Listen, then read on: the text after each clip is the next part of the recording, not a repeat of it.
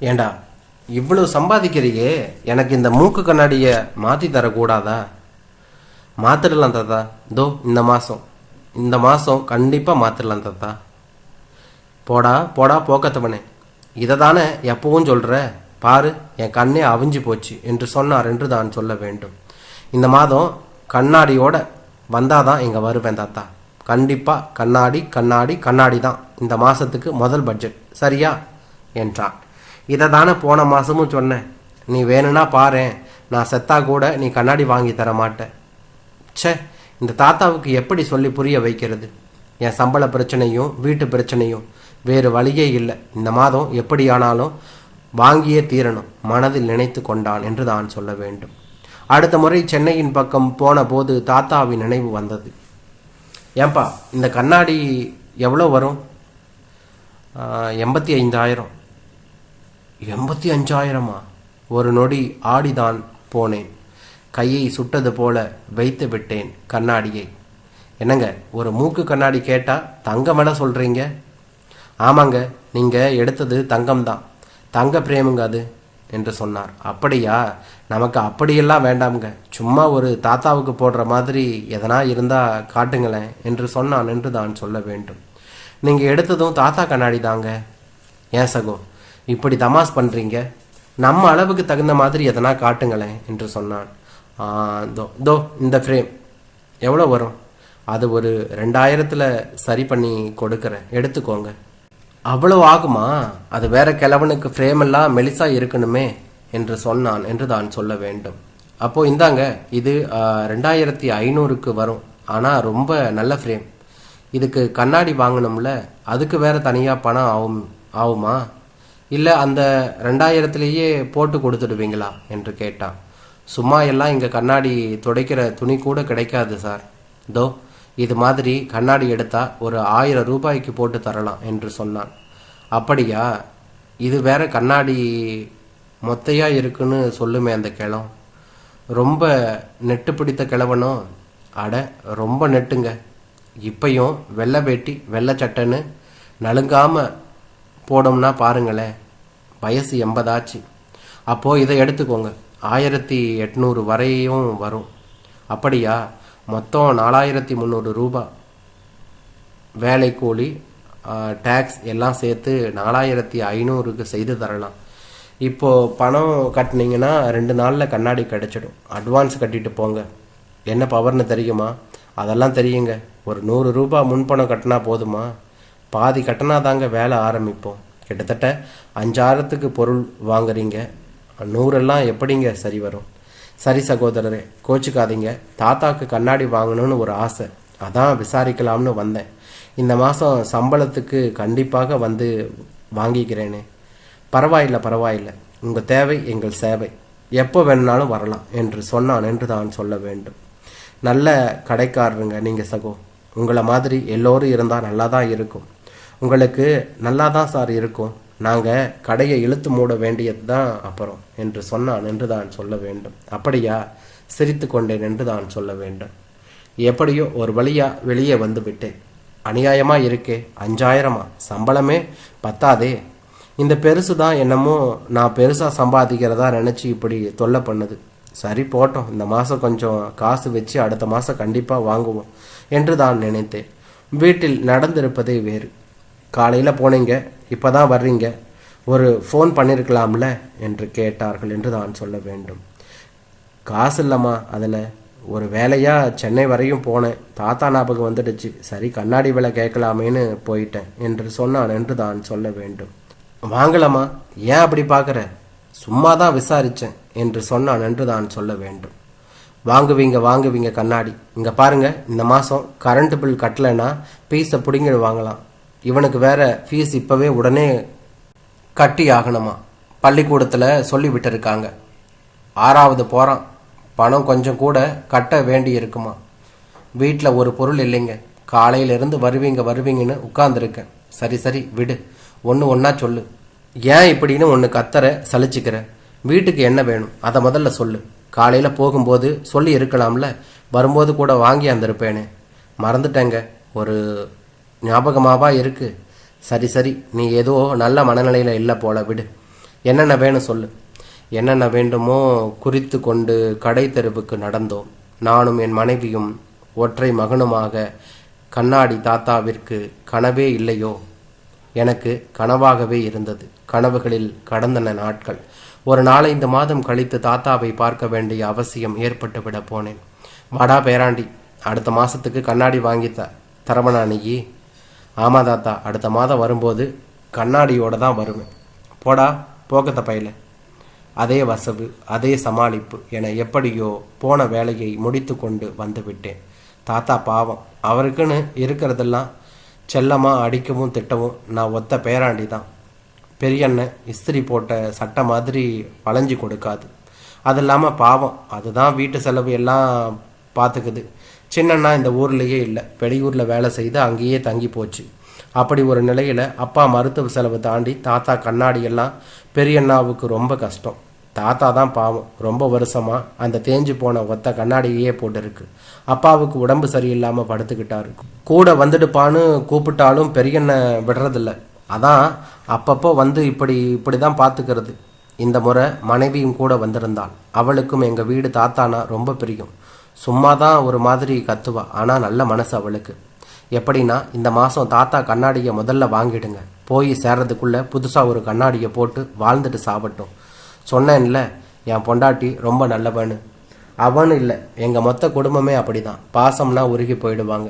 பொதுவாகவே நாங்கள் அவங்க வீட்டையோ அவங்க எங்கள் வீட்டையோ மாமனார் வீடு மாமியார் வீடுன்னு எல்லாம் பார்த்ததே இல்லை. எங்களுக்கு எல்லா வீடும் ஒன்று தான். ஆனாலும் எங்கள் கஷ்டம் எங்களோட. எங்கள் வாழ்க்கையில் யாரையும் நாங்கள் மூக்க நுழைக்க விடுறதில்ல. அது எல்லோருக்குமே தெரிஞ்ச விஷயம்தான். என்ன ஒன்று, சம்பளம் குறைவு, யாருக்குமே அப்படி பெருசாக வருமானம் இல்லை. ஏழ்மை ஒன்று தான் எங்களுக்கு பேய் மாதிரி. வறுமையால் தான் இவ்வளவு கஷ்டப்படுறோம். ஆனாலும் நம்பிக்கை இருக்குது, எல்லாத்தையும் கடவுள் சீக்கிரமாக தீர்த்து வைப்பார்னு ஒரு நம்பிக்கை இருக்குது என்று தான் சொல்ல வேண்டும். என்னங்க யோசிக்கிறீங்க? ஒன்றுமில்ல மஞ்சு, தாத்தாவுக்கு கண்ணாடி வாங்கணும்ல. ஆமாங்க, பாவம் வயசானவர். இந்த மாதம் நம்ம கல்யாண நாளுக்கு புடவை எடுப்பீங்கல்ல, அதை வேணும்னா விட்டுடுங்க, அப்புறம் பார்த்துக்கலாம். இதே ஒத்துமையும் அன்பும் சந்தோஷத்தோடவையும் ஒன்றா வாழ்ந்தோம்னா போதாதா? கல்யாண நாளுக்கு வேணும்னா கோயிலுக்கு போயிட்டு வருவோங்க. நீங்கள் எப்படினாலும் முதல்ல தாத்தாவுக்கு கண்ணாடி வாங்குற வழியை பாருங்கள். தாத்தாவின் கண்ணாடி எங்கள் சின்ன குடும்பத்தோட பெரிய கனவு மாதிரி வளர்ந்துடுச்சு. கடை தெரு வேலையெல்லாம் முடித்து வீட்டில் இருக்கின்ற மகனுக்கு பழமும் இனிப்பும் வாங்கி கொண்டு வீட்டிற்கு திரும்பினோம் என்று தான் சொல்ல வேண்டும். ஆனால் வீட்டில் இப்படி ஒரு இடி காத்திருக்கும்னு நினைக்கல. தூக்கி வாரி போட்டது மகன் படுத்திருந்த கோலம் பார்த்ததும். மதியமே பள்ளிக்கூடத்தில் இருந்து வந்துட்டானாம். காய்ச்சலுன்னு 2 பசங்க கூட்டி வந்து விட்டுட்டாங்களாம். ஐயோன்னு ஆகி போயிடுச்சு பக்கத்து வீட்டக்கா சொன்னதும். ஆணு வாயை பிளந்துக்குன்னு படுத்திருந்தது குழந்தை. தூக்கி கொண்டு மருத்துவமனைக்கு ஓடினோம். குளுக்கோஸ் ஏற்றணும். மலேரியா காய்ச்சல் இருந்து மருந்து வாங்கு, அது வாங்கு, இது செய்யன்னு 4 நாள் இழுக்கடிச்சு 2 நாள் வேலைக்கும் போகலை. அக்கம் பக்கத்தில் கடன் வாங்கி மகன் எழுந்து சிரித்து நடந்து பார்த்த பிறகுதான் அப்பாடான்னு உயிரே வந்தது. எப்படியோ கல்யாண நாளுக்கு வாங்க இருந்த புடவையையும் அதை மாற்ற இருந்த கண்ணாடியும் வாங்கக்கூடாதுன்றது இந்த மாதத்தோட விதி போல. 2-3 மாதம் இதே போல ஓடியாச்சு. நானும் அதே வசவு அதே சமாளிப்போன்னு அப்பாவை மட்டும் அப்பப்போ பார்த்துட்டு வந்தாலும் இந்த முறை தாத்தாவுக்கும் உடம்பு சரியில்லாமல் போக அண்ணா தொலைபேசியில் கூப்பிட்டு சொல்லுச்சு, உடனே வந்துடுடான்னு. வேற சொன்னதும் மனசில் ஒரு பயம், தாத்தாவுக்கு கண்ணாடியே வாங்கி தர முடியாதேன்னு. ஒரு விசனத்தோடையே வேலைக்கு போனால் அங்கே வேலை ஓடுமா என்ன? இடிந்து போன மாதிரி ஒரு கலக்கம் இருந்தது. ஏண்டா அருணாச்சலம், எதனா உடம்புக்கு முடியலையா? ஒரு மாதிரி இருக்க உடன் வேலை செய்யும் நண்பன் கேட்டான். விவரங்கள் சொல்ல, அதனால் என்னடா நண்பா, நான் எதுக்கு இருக்கேன், நான் தரேன்டா, இந்தான்னு எடுத்து கொடுத்தான். 2-3 மாதத்துக்கு பிரித்து கொடு, இந்தா வச்சுக்கோன்னு கையில் வைத்து அழுத்தினான். பிரித்து பார்த்தால் 2000 தான் இருந்தது. அவனை ஏக்கமாக பார்க்க மீதி 3000 வங்கியிலிருந்து எடுத்து கொடுத்தான். தெய்வ தரிசனம் மாதிரி இருந்தது அவனோட நட்பு. இப்படி ஆபத்தில் எதிர்பார்ப்பு இல்லாமல் உதவுறவன் தான் கடவுள்னு தாத்தா அடிக்கடி சொல்லுவார். ஆனாலும் பொதுவாக நான் என் கஷ்டத்தை யார்கிட்டையும் அவ்வளவா பகிர்ந்துக்கிட்டுறதில்லை. பார்க்குறவங்க எல்லாம் அருணாச்சலம்னாலே நல்லா இருக்கான், அவனுக்கு என்னடா குறிச்சல்னு தான் பேசிக்குவாங்க. எப்படியோ பணம் கிடைச்சது. இது போதுமடா சாமின்னு அந்த கண்ணாடி கடைக்கு ஓடினேன். மனசுக்குள்ள வேறு எங்கள் தாத்தாவுக்கு ஏதோ ஆயிடுமோன்னு ஒரு பயம் இருந்துக்கிட்டே இருந்தது. கடைக்காரர் என்னை பார்த்ததும் முகம் சுளித்தார். 5000 எடுத்து நீட்டியதும் அவுத்து விட்ட குக்கர் மூடி மாதிரி புஷ்ஷுன்னு முடியெல்லாம் நட்டுக்குச்சு அவருக்கு. வருத்தப்படாதீங்க, பார்த்து செய்யுங்க. செயினெல்லாம் கொஞ்சம் அப்படி இப்படி பார்த்து பேசியதும் கொஞ்சம் இறங்கி வந்தார் கண்ணாடிக்காரர். வருஷம் முடிய போகுது, அதே விலையாக இருக்கும்னு குறப்பட்டுக்கிட்டார். கடைக்காரருக்கு எல்லா கதையும் சொல்ல முடியாதேன்னு தயங்கி நிற்க என்ன நினைச்சாரோ அப்புறம் ஒரு 5000ன்னு போட்டு ரசீதியும் கண்ணாடியும் கொடுத்துட்டார். எனக்கும் என் பொண்டாட்டிக்கும் கொள்ளை சந்தோஷம். என்னமோ ஒலிம்பிக்கில் தங்கப்பதக்கம் வாங்கின மாதிரி அதை தூக்கிக்கிட்டு எங்கள் மகனையும் கூட்டிக்கிட்டு பெரியண்ணா வீட்டுக்கு போனோம். வழியெல்லாம் ஒரு பயம் மனசை அரிச்சுக்கிட்டே இருந்தது. எங்கடா தாத்தா சொல்கிற மாதிரி தாத்தாவுக்கு எதனா ஆயிருக்குமோன்னு வெளத்து ஓடினோம் 2 பேரும். என்னங்க? ஏன் மஞ்சு, நான் ஒன்று சொன்னால் தப்பாக எடுத்துக்க மாட்டீங்களே என்று சொன்னாள். தப்பாக எடுத்துக்காத மாதிரி சொல்லு என்று சொன்னான். விளையாடுறீங்களா? இல்லை இல்லை சொல்லு என்றான். இல்லை, இந்த தாத்தா எப்போ போனாலும் நான் செத்த பிறகு தாண்டா வாங்கி தருவேன், செத்த பிறகு தாண்டா வாங்கி தருவேன்னு சொல்லுமே. இப்போ கண்ணாடியை ஒரு வழியாக வாங்கிட்டோமே, தாத்தாவுக்கு ஒன்றும் ஆயிருக்காதே என்று சொன்னாள். அடி பாவி மவ பெத்தவளே, இடிப்போல் வந்தது என் மனைவியின் கேள்வி எனக்குள். சும்மா ஒரு பேச்சுக்கு கேட்குறேங்க, மனசு பயத்தில் கிடந்து தவிக்குதுங்க எனக்கு. நான் எதுவும் காட்டிக்கொள்ளவில்லை, ஆனாலும் நானும் அதை தான் நினைத்தேன். மாற்றி மாற்றி நினைத்து அது வேற ஒன்று கிடைக்க ஒன்று ஆயிடுமோன்னு உள்ள ஒரு பயம் கவ்விக்கொள்ள பேசாமல் அண்ணாவை தொலைபேசியில் கூப்பிட்டு கேட்டுட்டா மஞ்சு. வேணாங்க, நாம் ஏன் கெட்டதையாக நினைக்கணும், தாத்தாவுக்கு ஒன்றும் ஆகியிருக்காதேன்னு நினைப்போம், வேகமாக நடங்க என்று சொன்னால் என்று தான் சொல்ல வேண்டும். ஒருவித பதட்டத்தோடு பேருந்தில் ஏறினோம். சற்று நேரம் நின்றிருந்த மகராசி குடும்பம் ஒன்று எழுந்து உட்கார இடம் கொடுக்க ஜன்னலோரமாக மகனை மடியில் வைத்து கொண்டு 2 பேரும் உட்கார்ந்தோம். எப்படியோ மகனோட கேள்விகளால் தாத்தா கண்ணாடியெல்லாம் மறந்து அவனுக்கு கண்ணில் பட்ட கடைகளையும் மனிதர்களையும் உலகத்தையும் ஒரு பேருந்தின் ஜன்னலின் வழியாக காட்டிக்கொண்டும் சொல்லி கொடுத்து கொண்டும் போனோம். 2-3 மணி நேர இடைவேளையில் பெரியண்ணா வீட்டின் தெருவும் இறங்குவதற்கான இடமும் வந்துவிட்டது. இறங்கி வெக்கு என்று நடந்தோம். நடக்க நடக்க ஒரு பயம், அதுவும் வாசலில் ஒரே கூட்டம் நிற்பது போல ஒரு பிரம்மை வேறு. என் மனைவிக்கு கூட அந்த பயம் நிறைய இருக்கும் போல. என் கையை கெட்டியாக பிடித்து கொண்டாள். ஒரு முனை திரும்பி மறுமுனையில் பெரியண்ணா வீடு தெரிந்தது. யாரோ நின்றிருப்பது போல தெரிந்தது. என் மகன் கை காட்டி சிரித்தான். என்னடானு உற்று பார்த்தால் தாத்தா வாசலிலேயே நின்று கொண்டிருந்தார். என்ன ஆச்சரியம்! எங்களுக்கு ஓடிப்போய் தாத்தாவை பிடித்து கொள்ள வேண்டும் போல இருந்தது என்று தான் சொல்ல வேண்டும். சற்றேற குறைய ஓடவே செய்தோம், நானும் என் மனைவியும் மகன் அறிவும். ஆமால்ல, என் மகன் பேரு சொல்லவே இல்லையே. அவன் பேரு அறிவானந்தம். அறிவுன்னு கூப்பிடுவோம். இதோ அவன்தான் எங்களுக்கு முன் ஓடி தாத்தாவை பிடித்து கொண்டான். வாடா பேராண்டி, தாத்தா போயிட்டான்னு பார்த்தியா? சேச்சே இல்லை தாத்தா. அப்போ ஏன் முகமெல்லாம் இப்படி வெளறி போயிருக்கு? தாத்தா கேட்கும் போதே அதற்கு பதில் சொல்லாமல் கண்ணாடியை எடுத்து தாத்தாவிடம் நீட்டினேன். தாத்தாவிற்கு வானமே கையில் கிடைத்த மாதிரி ஒரு சந்தோஷம். வாயெல்லாம் சிரிப்பு பொங்கியது. பழைய கண்ணாடியை கலற்றி விட்டு புதிய கண்ணாடியை போட்டு பார்த்தார். கண் கலங்கி போனது தாத்தாவிற்கு என்று தான் சொல்ல வேண்டும். சோடா புட்டி தெரியாம மெலிசா தான் வாங்கி இருக்க. அப்படியா தாத்தா என்று சொன்னான் என்று தான் சொல்ல வேண்டும். பிரேம் கூட பார்த்து பார்த்து வாங்கினியோ?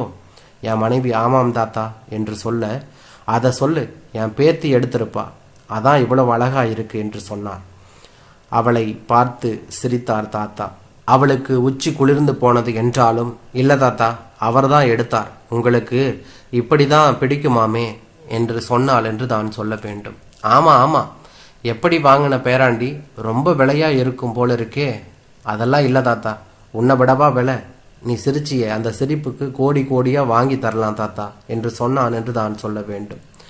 நான் சொன்னது தான் தாமதம். தாத்தா என்னை பிடித்து கொண்டார். கண்ணாடி பிடிச்சிருக்கா தாத்தா? என் மனைவி மீண்டும் கேட்க அவளையும் பிடித்து கொண்டார். என் மகன் தாத்தா தாத்தானு இடையே வர அவனையும் தூக்கி கொண்டோம், ஆளுக்கு ஒரு கையாக என்று தான் சொல்ல வேண்டும். ஒரு மூக்கு கண்ணாடி எங்களுக்கு அவ்வளவு சந்தோஷத்தை வாங்கி தந்தது. தெருவெல்லாம் என் தாத்தாவின் சிரிப்பு சப்தம் ஒரு புதியதாய் பிறந்த குழந்தையின் சப்தமாக ஒலித்தது. அவ்வப்பொழுது சுழற்றி சுழற்றி பார்த்து கொண்டா. நான் பார்த்து பார்த்து வாங்கியதன் அத்தனை சந்தோஷமும் அந்த ஒற்றை மூக்கு கண்ணாடிக்குள் இருந்தது. எங்கள் குரல் கேட்டு உள்ளிருந்த அண்ணா அண்ணி குழந்தைகள் எல்லாம் வாசலுக்கு ஓடி வந்தார்கள். நாங்கள் வீட்டிற்கு ஓடினோம். பொருள் மனிதனை வென்றுபடுவதில்லை தான், மனிதன் பொருட்களால் தன்னையே வென்று கொள்கிறான் என்றான்.